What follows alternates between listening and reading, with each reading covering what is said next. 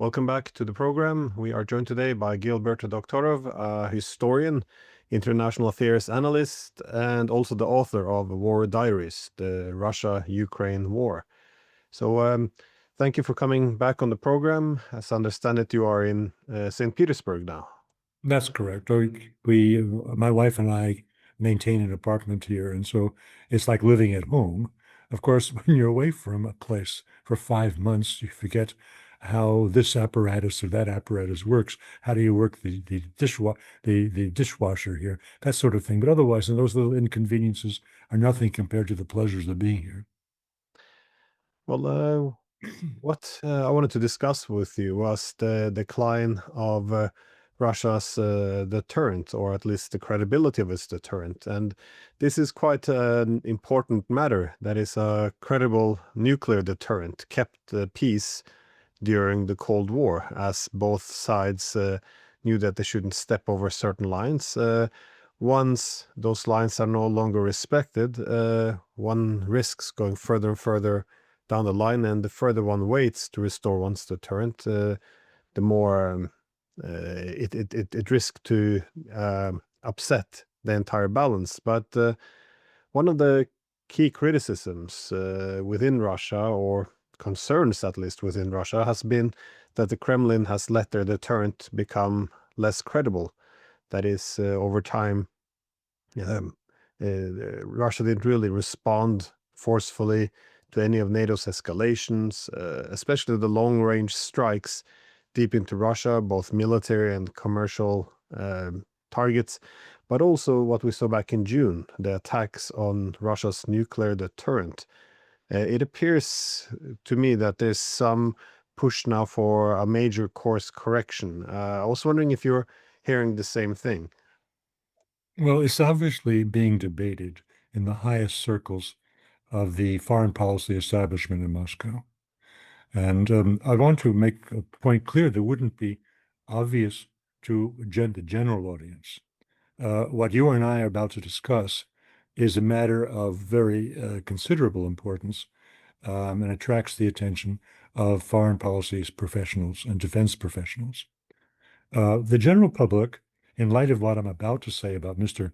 Putin's conduct, view him differently. They speak about the man's gentlemanly behavior, his tolerance for the juvenile behavior or the insulting behavior of American presidents. I use the plural here, and of European leaders, and they find this credible. They're very comfortable with that. They're happy that we're farther away from a war, as they see it. As people who are professionals, and you certainly are the most professional, but this is really your first specialty. We are of a different view, and the world that we live in is might makes right. And so that I'm not making a judgment, I'm making a statement of fact. In the world of geopolitics, right, might makes right, and the meek and the timid tend to be crushed. That is not something the general public likes to understand. They also don't get the idea that when people are introduced to a public event, which we are told brings together the great and the good, that very distinction is foremost in the minds of the organizer of those events. There is a distinction between great and good, and powerful and people who are decent. They are not necessarily the same people. This is what we face today, and the problem that is arising now, and as you're describing it as a weakness or failing deterrent value of Russia, and we discussed this last time, and as you said, there are the three components to it, and what Russia seems to be missing at present is the demonstration that it's willing to use the wherewithal it has, and the communication of that determination, both to its adversaries and to the broad public. So this seems to be going down. It didn't just happen yesterday. I take this back, when we're speaking about Mr. Trump, to the period before he even took office, in his first mandate in December of 2016, when the outgoing Obama administration presented him with a poison chalice when they confiscated Russian diplomatic properties in the United States. And they were expecting that would elicit a violent response from Moscow, and which would spoil relations from day one. Well, there wasn't any response from Moscow, any credible response. They didn't do what they should have done then. So the weakness and the failure to respond in a traditional way, according to diplomatic, tradition and rules of behavior, was being violated by Mr. Putin and his administration back then. It didn't just start yesterday. And it just accumulated over time with more strategically important assets being put in jeopardy, as you just described in the introduction, without Russia providing an adequate response. All that they have done is to emphasize from 2018 that they had world-beating military hardware, which was being put into mid-serial production and entering the armed forces. But when it came to proper response to demeaning acts that were wrought by Biden, nothing happened.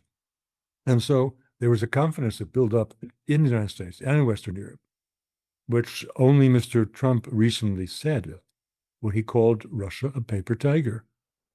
Of course, all the pundits started talking about the Chinese reference, where it came from. Well, that's really irrelevant. That exists as a term that we all understand today. It is a country that projects power, but is unable or unwilling to use that power or to wield a big stick when it needs to defend itself. And that's where Russia is today. I'm perplexed. I'm perplexed because Mr. Putin, from the day he came office, was praised or denounced as an alpha male. The whole feminist movement at once hated his guts because he was clearly, with his bare-chested, riding horses, this man was a man of great physical presence, even if he's small in stature. And he certainly, when he spoke about his childhood in Leningrad as a scrapper, a guy who was in the courtyards and was challenged by bullies who were this always happens among kids, and he stood up and struck first. Well, where is that Mr. Putin today? Gone. Now, we've all of us who've been watching this war have been called out, have been shown to be false prophets repeatedly, and we are rightly criticized by readers or viewers who point out that we have been saying and saying and saying that the end of the war is around the corner, when each time a new level of escalation was introduced, which made irrelevant and inaccurate all of our projections of a near-term end to this war, if it were being fought on traditional military values where certain losses are considered to be decisive, and you just withdraw from the contest, pay your fees, and look for another day. That hasn't happened. And so I finally became very tired of making false projections, as some of my peers are still doing. That, oh yes, it's crumbling, the Ukrainian army is being bashed. Well, it is being bashed, but it's been bashed from the first month of the war. For in the first month of the war, the Russians had a 10-to-1 artillery advantage, and presumably a 10-to-1 advantage in deaths and casualties. But the war didn't stop. And as I see this confiscation of 145 billion euros in frozen assets now in Belgium, if this indeed is realized, which it may well be, because the Europeans now are desperate to continue the war at whatever cost in violation of international law. And if that happens, then the war will go on for 3 or 4 more years. You mentioned I wrote volume 1. I expect to have volume 2 and 3 published in Q1 2026, but I don't want a whole library shelf of these volumes. I don't think anybody wants this to go on 3 or 4 more years.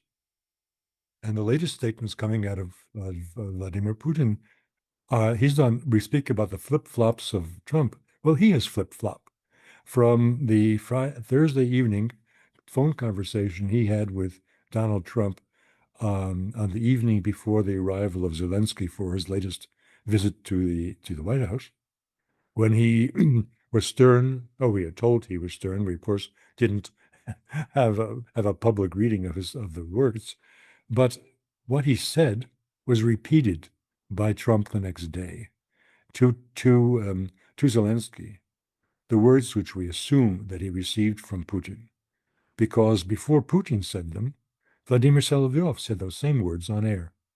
And certainly those words came to Solovyov from Putin's people. So those words were, if you dare to provide tomahawks to Ukraine, we will destroy Ukraine. That's pretty strong stuff. And then a week later, Putin is backtracking. And yes, he's saying, oh, yes, well, let's no longer destroy Ukraine. That will be a real dent in our relations. So this is not serious. If I were any of Mr. Putin's um, uh, enemies in the United States Senate or elsewhere in the U.S. government or sitting in Brussels, I would say, my goodness, that man is weak. And weak is the opposite of deterrent force. Yeah, this well, I can understand why, especially after Trump came to power, there would be some desire to, well, favor reducing tensions as opposed to upholding the deterrent, because, well, in the diplomatic sphere, Russia will never see another Trump, one that has spoken friendly about Russia, said he wanted to get along, recognize that NATO expansion. On more than one occasion, he recognized this is the cause of the war. Again, this seems to be a pathway there to peace, and well, it seemed, let's use past tense here. But also there's reasonable concerns about escalation, and given that the war was going Russia's way, they didn't want to make any waves. But of course, the situation today is very different. We see, as you said, the pressure on Putin to do something to retaliate is growing. I think it's fair to say that diplomacy is dead now. Trump, for all his talks, everything that was talked about in Alaska, about dealing with the underlying causes of the war, well, now he's back on a ceasefire again. So everything they talked about, everything is now out the window. I mean, and also the sanctions on the Russian oil, or, well, technically secondary sanctions, because they're going to go after Russia's partners, India, China. And as you said, the Europeans essentially legalizing the theft of Russian assets to further fund the war a few more years. This is all, yeah, this is all the indicators of preventing the fall of Ukraine and keeping the war going for a few more years. But not only is the pressure on Putin, and I think there's recognition more widely now that diplomacy is dead, but Russia stands on much firmer ground now if they now decide to go up the escalation ladder. I'm thinking then a few months ago, the Oreshnik was a test missile. Now it's in industrial production. The Russians are in a much stronger place now, it seems, if they do want to start to restore their deterrent. But do you think this would trigger a direct war between NATO and Russia if Russia escalates, or would it prevent it? First, let's take one step back.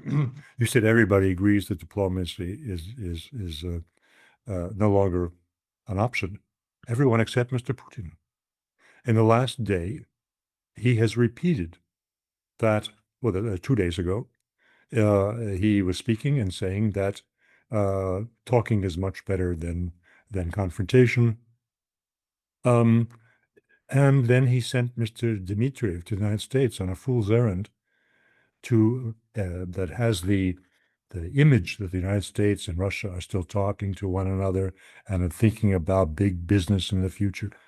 Well, this is absolutely empty show, and it only demonstrates a complete lack of understanding by Mr. Putin and the people who are advising him of who Mr. Trump is, what the American administration is, and how do you deal with them. He is dead wrong.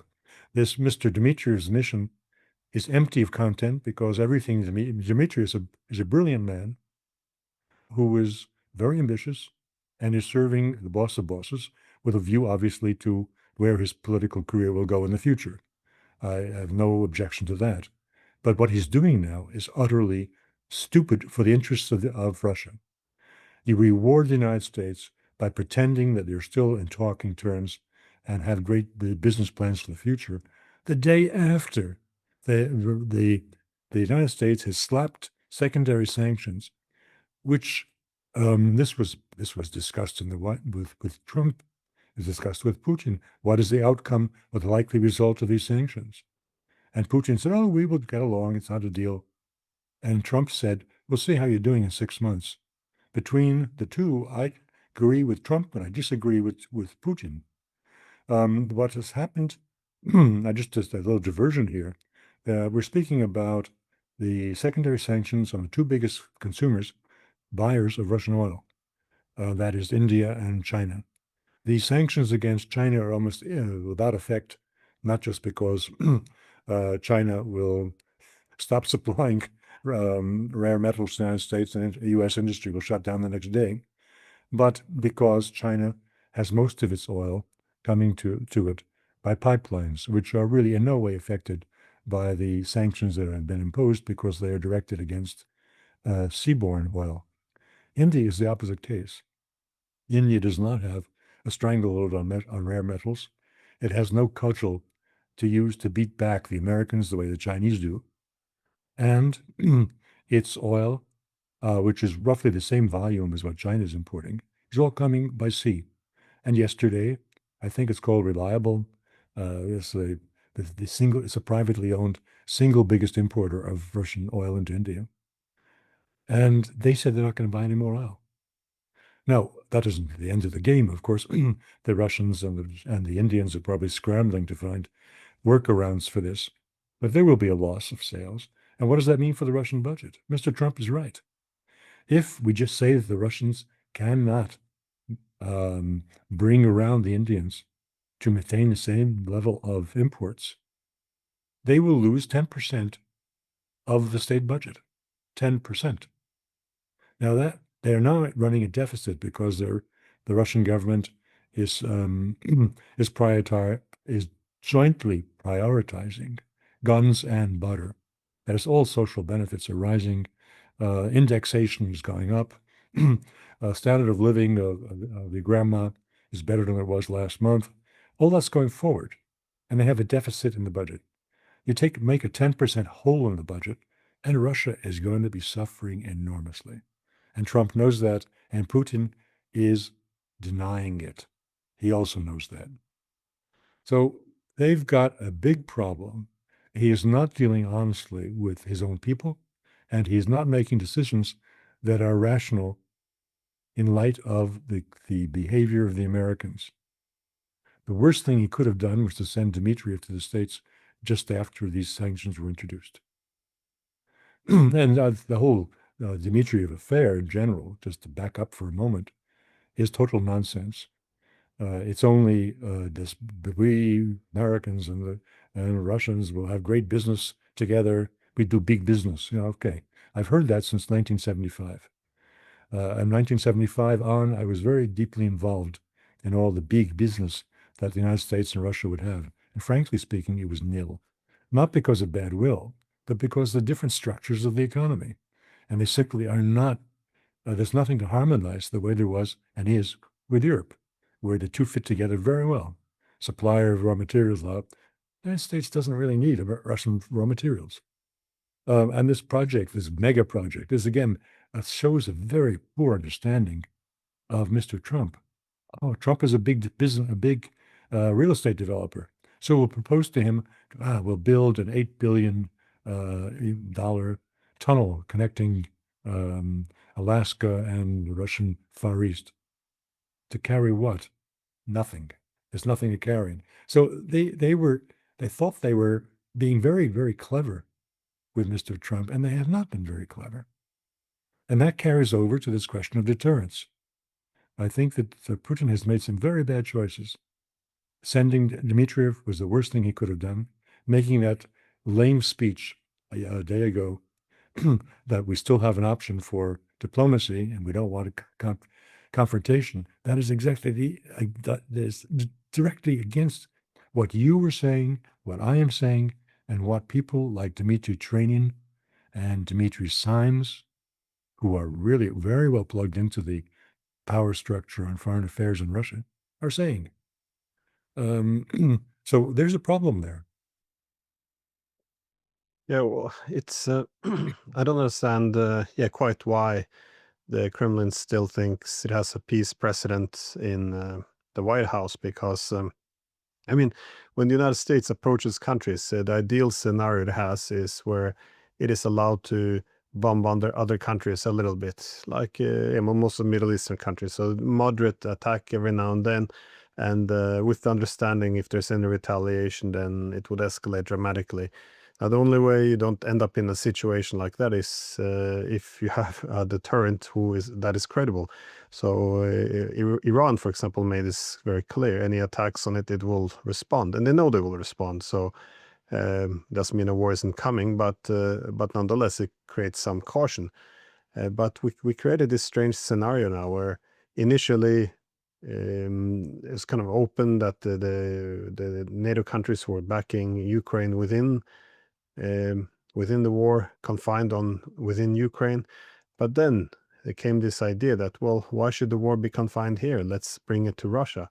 And now you see, again, then not only did Trump put sanctions directly on Russia, which even Biden wouldn't do, the oil, but now also having all these NATO countries, because you have now Zelensky in London with the coalition of the willing, as they call themselves, discussing what long-range missiles, how NATO can assist probably using these weapons, and what targets to pick. And well, essentially, there's hardly going to be any Ukrainian engagement at all.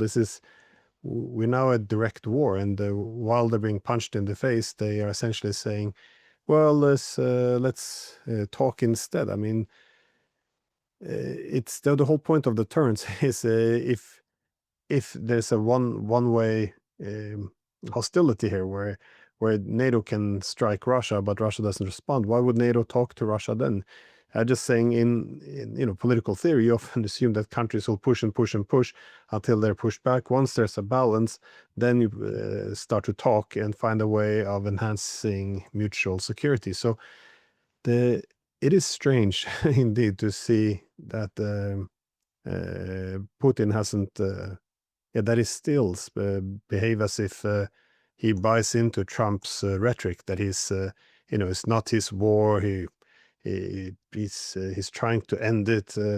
It's the fact that Trump hasn't once over the past few months now mentioned an end to NATO expansion. It just makes the whole thing look like a fraud, especially now walking back this whole idea of addressing the underlying causes. But we if the Russians were to restore their deterrent now, though, again, this would it seems like a good chance we could end up in war, exactly because well, at the moment, the Europeans, at least, they seem to be almost looking for a reason to pick a fight. Every time we have a little drone near a German airport, it's defined as a hybrid war. Even even though they're arresting Germans for it. But where do you think a possible conflict or could arise, though? Because as the as well, Keir Starmer is celebrating Trump's sanctions, and he said that we will help to take Russian oil off the market. Now that can mean many things. It could mean sanctions. It could mean start seizing Russian ships. Again, it could mean assisting more with long-range strikes on Russian refineries. How do you see the escalations coming forward? Because it looks like NATO is preparing another round of the attacks on Russia? Well, I think that Mr. Putin's team understands the concept of window of opportunity. The opening of the special military operation in February 2022 was precisely based on a window of opportunity, based on the technological advantage in strategic weapon systems that Russia had satisfied itself was operational and could be used at any moment. The Russia, for the first time in 70 years, was technically, strategically ahead of the United States, not 3 steps behind. Now, that consciousness of window of opportunity, which determined the timing and the manner of the special military operation, is exactly what's missing now. In answer to your point, this is the moment for Russia to strike. The Europeans acknowledge that they have nothing, and they are putting out and publicizing 2029 is the date when they will be ready. Why in hell did they think that Russia's going to sit around waiting to be struck by them because the Europeans are finally ready? If Mr. Putin's team has any strategic thinking, they will recognize that fact and wipe out Ukraine now.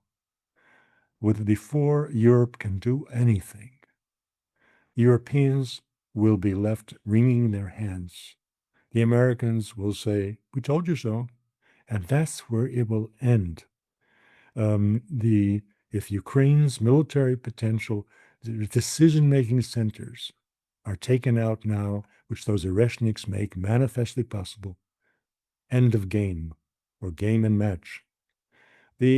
I am dumbfounded that Putin's team has forgotten the notion of window of opportunity.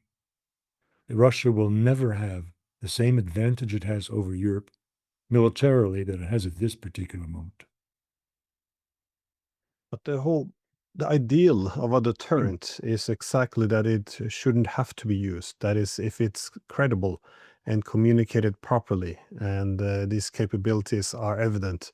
Now, everyone knows that the capabilities are there, but it's not credible anymore, and the communication is poor. I mean, there's if the language would be firm to the point where NATO would read it as Russia would not have, well, the Kremlin wouldn't have an opportunity to essentially walk it back if red lines would be violated, then it would be credible. But this is why one would expect a speech where President Putin would say, if long range strikes with missiles operated by NATO countries strike our our land or soil, uh, then we will do A, B, and C. If it's made clear and they know that the Russian public wouldn't accept anything else, or the military leadership, the political leadership wouldn't accept any walking back of very clear commitments, then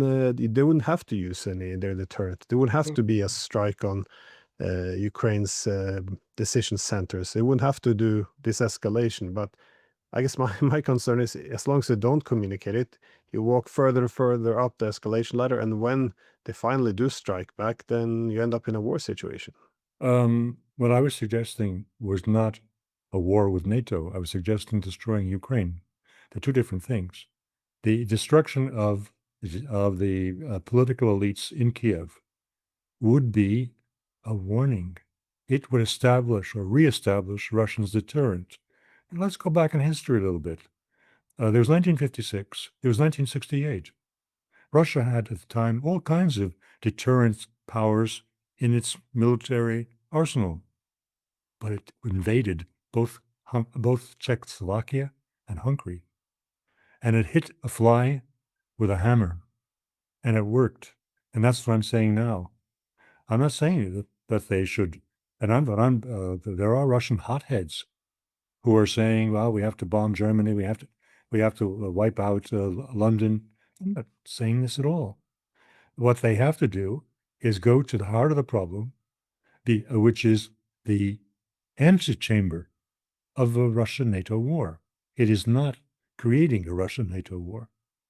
if Ukraine is eliminated by the method I'm saying, and it's not my idea, I'm repeating what is on the words of well-respected Russian thinkers.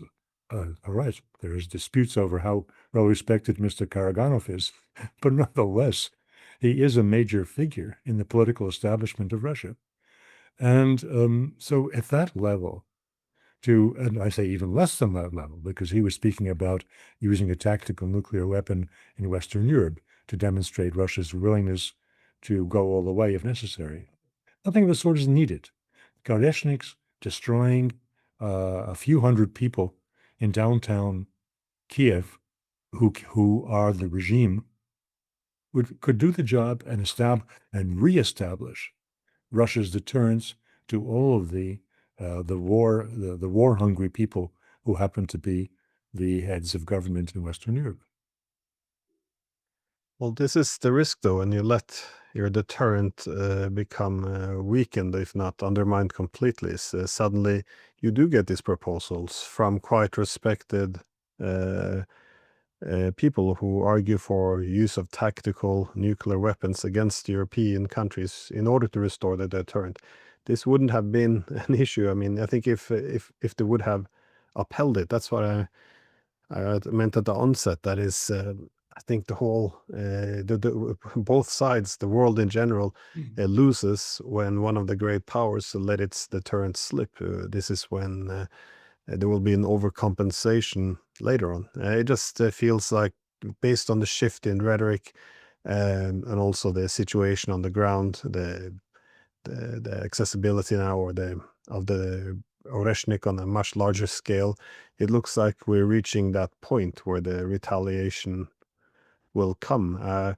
But if this is the case, one would expect to see a change in rhetoric, because if President Putin stepped up the rhetoric, then perhaps they wouldn't have to go to the extent of actually using these weapons. He doesn't have to personally step up the rhetoric, but he has to stop rebuking the person in his government who was best able to do that. I'm speaking about Sergei Ryabkov. Ryabkov is the one who, in December 2021, presented the ultimatum, or the draft agreements, which were in fact an ultimatum to Washington and to NATO, that either go back voluntarily, withdraw your establishment of NATO, the structures, to where they were in 1997, or we will push you back. Now that's pretty tough language. And this same Ryabkov is the one who was slapped down by Putin less than a week ago for saying what you just said at the start of this conversation, that diplomacy has outlived its usefulness. So these people, like Ryabkov, and there aren't too many like him. He's really quite outstanding and brave, because he knew what he was heading into when he said that. He knew that he was putting his career in jeopardy when he said that. They're there inside the government, not on state television. What worries me most of all is something that's going to sound a bit peculiar, I think, to viewers. We have been living with the neocon stories about appeasement. We cannot deal with this dictator in Iraq. We cannot deal with these people in Libya and so on. We cannot appease them and so forth. And always with a reference back to Chamberlain and his speech of peace in our time after his meeting with Hitler and the surrender of the Sudetenland. All of that was rubbish. It was pure propaganda. But what I heard Mr. Putin saying a day and a half ago was a Chamberlain speech. And that got me very unhappy. So that's, I guess, a final question. Do you have any predictions where we're heading now, though? Because you you make it sound like Putin standing his ground. I got the impression that he was making a bit of a shift, that a response could be coming again. I'm not certain in this, but that's the impression I was left with. Well, I hope you're right, but I'm dismayed that he sent off Dmitriev because that undermines any such notion of his move from expectation of productive diplomacy to restoring Russia's deterrent power by communications and by show of grit. I don't know. None of us knows what he's going to do next, but he has been inconsistent in the last 2 or 3 weeks, and I think you'll agree with me, as inconsistent in his own way as Trump is. One of the criticisms I have from colleagues, confidentially on the side, not in a public dispute, is that Putin has to behave this way because he gets reports from Russian psychologists who have done readings on Trump and his volatility, and the man is unpredictable and such a dangerous person has his finger on the nuclear start, and therefore they are playing with Trump in this way. I don't believe that at all.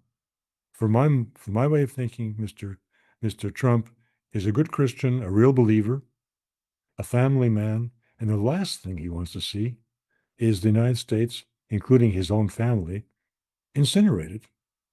So I wouldn't worry for a minute about Trump rushing Hegseth. I don't believe any of this. I think people are trying to cover their backsides for as being apologists for Putin. I'm not an apologist for anybody. We've gone through this question before. I'm just trying to give a reading as I see it. And maybe you're right. I hope you're right that he has definitely seen the light and will be tougher and a better protector of Russia's interests. But I'm not persuaded yet. Well, my impression of the Trump administration was that they are quite transactional but also pragmatic, that they do assess their policies based on cost benefit analysis. So previously, people like Marco Rubio was asked, why don't you push more sanctions on Russia? And his response was, well, that would derail the possibility for diplomacy. But then the Russians removed this cost, and saying, no, you can sanction all our oil companies, and we'll send Dmitriev the next day over to the US to discuss a peace tunnel. I mean, it's you would think they would be communicating more costs by escalating, but oh, this is very it's very dangerous. Again, people often interpret this as Putin, being trying to preserve the peace or something. But as we discussed, when the deterrent weakens, peace becomes more fragile. It's more likely now that there would be war. Everyone would lose from. But yes, let's see what happens. I get the sense now that something is shifting in Moscow, but it remains to be seen. Anyways, thank you so much for taking the time. Well, very kind of you.